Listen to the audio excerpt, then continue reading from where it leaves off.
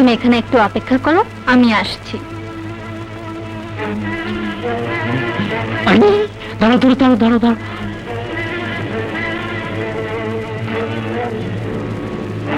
হেনার বান্ধবী কেনা, সেলিমের বৌমা।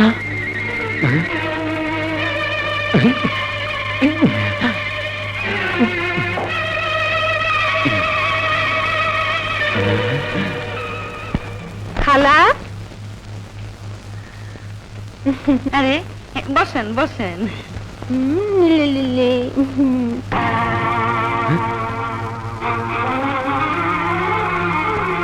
খালা খুব ভালো আছে তো? জি,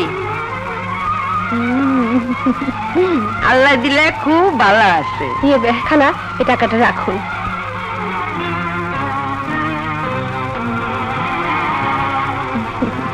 খালা, এখন আমি যাই। আচ্ছা,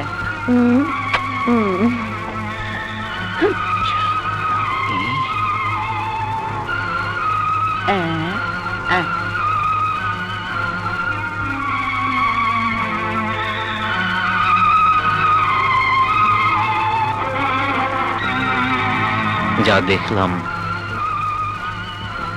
তাতে বোঝা গেল বাচ্চাটা সেলিমের বউয়ের, কিন্তু সেলিম তার বাবা নয়।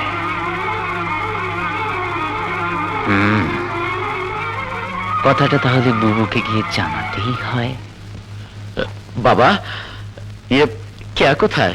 সে তো আমার কাছ থেকে 1000 টাকা নিয়ে কোথায় যেন গেল। তাই নাকি? হ্যাঁ, কখন আসবে বলে যায়নি? এই তো এসে গেছি। ও,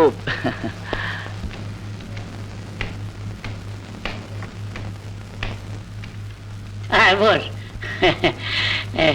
সে এতক্ষণ তোর কথা জিজ্ঞেস করছিল। হ্যাঁ, আমি আমার বান্ধবীর সাথে দেখা করতে গিয়েছিলাম।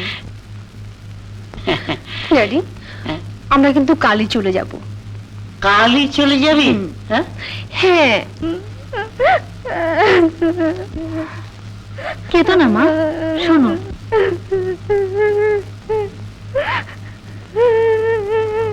তুমি কিচ্ছু ভেবো না মা, আমি যখন এসেছি আজের একটা বিহিত করেই ছাড়বো।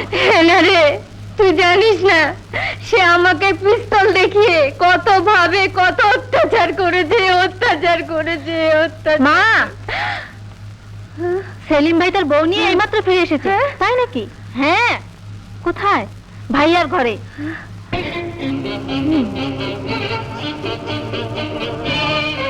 এই যে কে, শোনো। আরে শোনো, আমার সৎ বোন শহরের হোস্টেল থেকে এসেছে। তাতে কি হয়েছে? আরে কিছু না হলে একটা কিছু হয়েই যাবে। আমি আগেই বলেছি তোমাদের মেয়েদের ঝগড়ায় আমি নেই। এবার যা করবে বুঝে শুনে করবে, কারণ সে তোমার চেয়েও জাতরেল। এবার হবে 2 জাতরেলের লড়াই।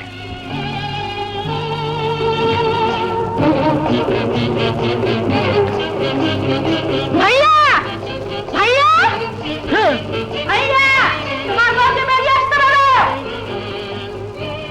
আরে দাঁড়াও দাঁড়াও দাঁড়াও দাঁড়াও, রিভলভারটা দিয়ে যাও। যে মেজাজ করে যাচ্ছ, একটা গুলি যদি এর মধ্যে থেকে বের হয় তাহলে থানা, পুলিশ, কেস, এত কিছু আমি সামলাবো কি করে বলো তো? আরে কি হলো, আসছে না কেন? ওই ভাইয়া, তোমার বউ ভয় পেয়েছে নাকি? যদি বাপের বাড়ি হয়ে থাকে তাহলে এসে আমার মা বোনকে কিছু বলতে বলো।